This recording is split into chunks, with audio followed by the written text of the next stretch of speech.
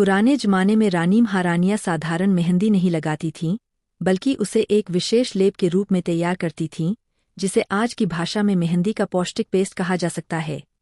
वे सबसे पहले शुद्ध, ताजी और बारीक पिसी हुई मेहंदी लेती थीं, जो घर पर ही सुखाई हुई पत्तियों से बनाई जाती थी। इस मेहंदी में आंवले का चूर्ण या आंवले का रस मिलाया जाता था, जिससे बाल मजबूत हों और समय से पहले सफ़ेद न हों। रंग को गहरा करने और ठंडक देने के लिए इसमें चाय का पानी या कभी कभी लोहे के बर्तन में रखा हुआ पानी मिलाया जाता था। बालों की वृद्धि और जड़ों की शक्ति बढ़ाने के लिए भृंगराज, ब्राह्मी और नीम की पत्तियों का काढ़ा या चूर्ण भी मेहंदी में मिलाया जाता था। कुछ महारानियां मेहंदी को और अधिक पोषण देने के लिए उसमें एलोवेरा का गूदा या दही मिलवाती थीं, जिससे बाल मुलायम और घने बने।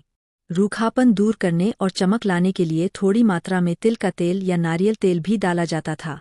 मेहंदी की सुगंध और शीतलता बढ़ाने के लिए गुलाब जल या केवड़ा जल मिलाया जाता था, जिससे सिर को ठंडक मिले और मन भी प्रसन्न रहे। यह सारा मिश्रण मिट्टी या तांबे के बर्तन में कई घंटों तक ढककर रखा जाता था ताकि सभी जड़ी बूटियों का गुण मेहंदी में अच्छे से समा जाए। इस तरह तैयार की गई मेहंदी न केवल बालों को प्राकृतिक रंग देती थी, बल्कि उन्हें घना, लंबा, चमकदार और स्वस्थ बनाए रखती थी। इसलिए रानी महारानियों के बाल सदियों तक सौंदर्य और स्वास्थ्य का प्रतीक माने जाते थे। पुराने जमाने की ख्याति प्राप्त महारानियां मेहंदी को साधारण तरीके से नहीं, बल्कि एक विशेष विधि और अनुशासन के साथ तैयार करती थीं।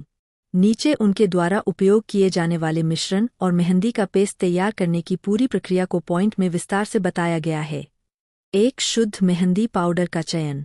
महारानियां घर में ही उगाई या विश्वसनीय स्थान से लाई गई मेहंदी की पत्तियों को छाया में सुखवाती थीं।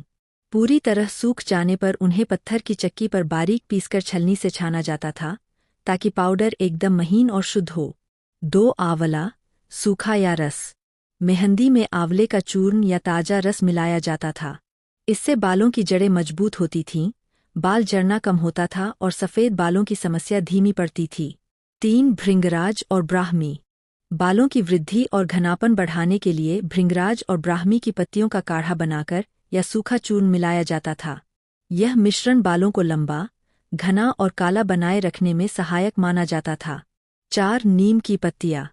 खोपड़ी को साफ और संक्रमण मुक्त रखने के लिए नीम की पत्तियों का काढ़ा मिलाया जाता था। इससे रूसी, खुजली और सिर की गर्मी दूर होती थी। 5. चाय का पानी या लोहे के बर्तन का पानी। मेहंदी का रंग गहरा लाने के लिए काली चाय का ठंडा पानी या लोहे के बर्तन में रात भर रखा हुआ पानी प्रयोग किया जाता था। इससे बालों में प्राकृतिक गहरा भूरा या काला रंग आता था। 6. दही या एलोवेरा। बालों को मुलायम और चमकदार बनाने के लिए ताज़ा दही या एलोवेरा का गूदा मिलाया जाता था। इससे मेहंदी लगाने के बाद बाल रूखे नहीं होते थे। 7. तिल का तेल या नारियल तेल। थोड़ी मात्रा में तिल या नारियल तेल मिलाया जाता था ताकि मेहंदी सूखने पर भी बालों में नमी बनी रहे और टूट फूट न हो। 8. गुलाब जल या केवड़ा जल।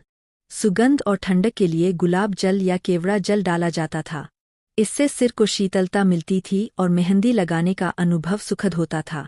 9. पेस्ट तैयार करने की विधि। सभी सूखे पदार्थों को पहले अच्छे से मिलाया जाता था। फिर धीरे धीरे काढ़ा या पानी डालकर लकड़ी के चम्मच से गाढ़ा, चिकना पेस्ट बनाया जाता था। यह पेस्ट न बहुत पतला होता था और न बहुत गाढ़ा। 10. पेस्ट को रखने की परंपरा। तैयार मेहंदी पेस्ट को मिट्टी या तांबे के बर्तन में ढककर 6 से 12 घंटे।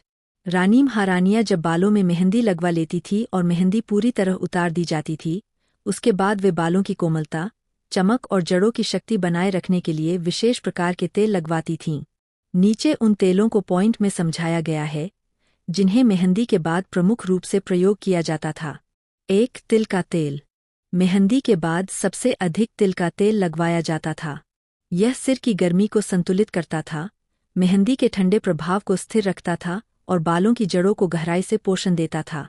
2. नारियल का तेल। बालों को मुलायम और चमकदार बनाने के लिए नारियल का तेल लगाया जाता था। मेहंदी से आए रूखेपन को यह तुरंत दूर करता था और बालों को टूटने से बचाता था।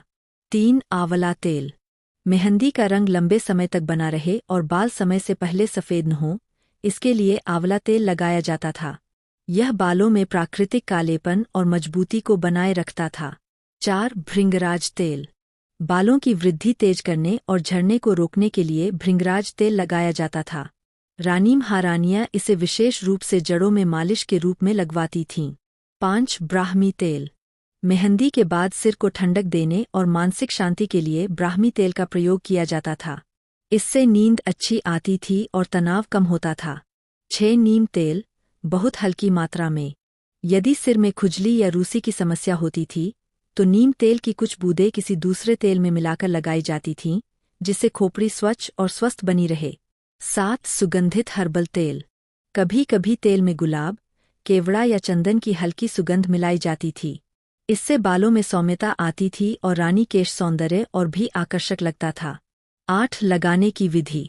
तेल हमेशा हल्का गुनगुना करके जड़ों में धीरे धीरे मालिश के साथ लगाया जाता था। फिर कुछ समय बाद बालों को खुला छोड़ दिया जाता था ताकि हवा लग सके और तेल अच्छे से समा जाए। इस प्रकार मेहंदी के बाद लगाया जाने वाला तेल बालों के रंग, मजबूती, लंबाई और शाही सौंदर्य को बनाए रखने का महत्वपूर्ण रहस्य माना जाता था। पहले के जमाने में रानी महारानियां अपने बालों की देखभाल को बहुत ही पवित्र और नियमित प्रक्रिया मानती थीं। जब वे बालों में मेहंदी लगाती थी तो यह केवल सौंदर्य के लिए नहीं बल्कि स्वास्थ्य और आध्यात्मिक शांति के लिए भी किया जाता था। मेहंदी लगाने से पहले वे प्रायः स्नान करती थीं। बालों को किसी हल्के हर्बल जल या रीठा शिकाकाई से धोया जाता था ताकि बाल पूरी तरह साफ हो जाए। इसके बाद मेहंदी को तांबे या मिट्टी के बर्तन में भिगोया जाता था और उसमें आंवला, भृंगराज, नीम की पत्तियां या चाय का पानी मिलाया जाता था, जिससे रंग गहरा आए और बालों को ठंडक मिले।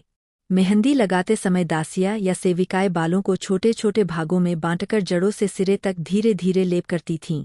यह काम बहुत शांत वातावरण में होता था, जहां धूप अगरबत्ती की सुगंध होती और कभी कभी मंत्र या वीणा वादन भी चलता था, जिससे मन प्रसन्न और स्थिर रहे। मेहंदी लगाने के बाद रानी सिर को सूती कपड़े या रेशमी दुपट्टे से ढक लेती थी और कुछ समय विश्राम करती थीं। इस दौरान वे ठंडी जगह पर बैठती थीं, हल्का फलाहार लेती थीं और तेज धूप या हवा से बचती थीं।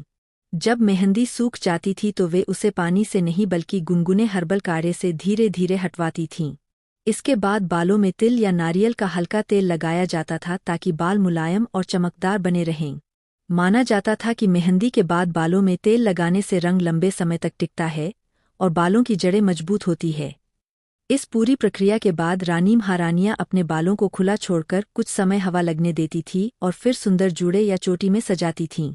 इस तरह मेहंदी उनके लिए केवल श्रृंगार नहीं बल्कि संपूर्ण प्राकृतिक उपचार और परंपरा का हिस्सा हुआ करती थी। पुराने जमाने की ख्याति प्राप्त महारानियां मेहंदी को साधारण तरीके से नहीं बल्कि एक विशेष विधि और अनुशासन के साथ तैयार करती थीं। नीचे उनके द्वारा उपयोग किए जाने वाले मिश्रण और मेहंदी का पेस्ट तैयार करने की पूरी प्रक्रिया को पॉइंट में विस्तार से बताया गया है। 1. शुद्ध मेहंदी पाउडर का चयन। महारानियां घर में ही उगाई या विश्वसनीय स्थान से लाई गई मेहंदी की पत्तियों को छाया में सुखवाती थीं। पूरी तरह सूख जाने पर उन्हें पत्थर की चक्की पर बारीक पीसकर छलनी से छाना जाता था ताकि पाउडर एकदम महीन और शुद्ध हो। 2. आंवला, सूखा या रस। मेहंदी में आंवले का चूर्ण या ताजा रस मिलाया जाता था। इससे बालों की जड़ें मजबूत होती थीं, बाल झड़ना कम होता था और सफ़ेद बालों की समस्या धीमी पड़ती थी। 3. भृंगराज और ब्राह्मी। बालों की वृद्धि और घनापन बढ़ाने के लिए भृंगराज और ब्राह्मी की पत्तियों का काढ़ा बनाकर या सूखा चूर्ण मिलाया जाता था।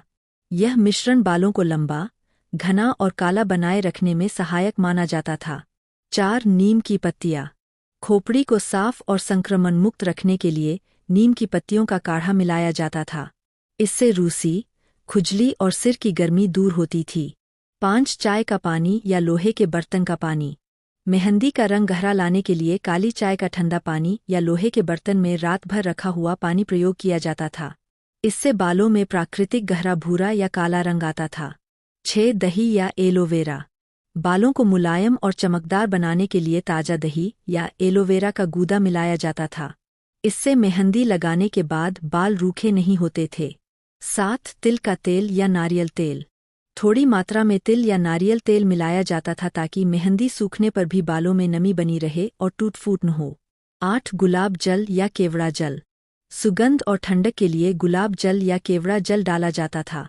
इससे सिर को शीतलता मिलती थी और मेहंदी लगाने का अनुभव सुखद होता था। 9. पेस्ट तैयार करने की विधि। सभी सूखे पदार्थों को पहले अच्छे से मिलाया जाता था। फिर धीरे धीरे काढ़ा या पानी डालकर लकड़ी के चम्मच से गाढ़ा, चिकना पेस्ट बनाया जाता था। यह पेस्ट न बहुत पतला होता था और न बहुत गाढ़ा। 10 पेस्ट को रखने की परंपरा। तैयार मेहंदी पेस्ट को मिट्टी या तांबे के बर्तन में ढककर 6 से 12 घंटे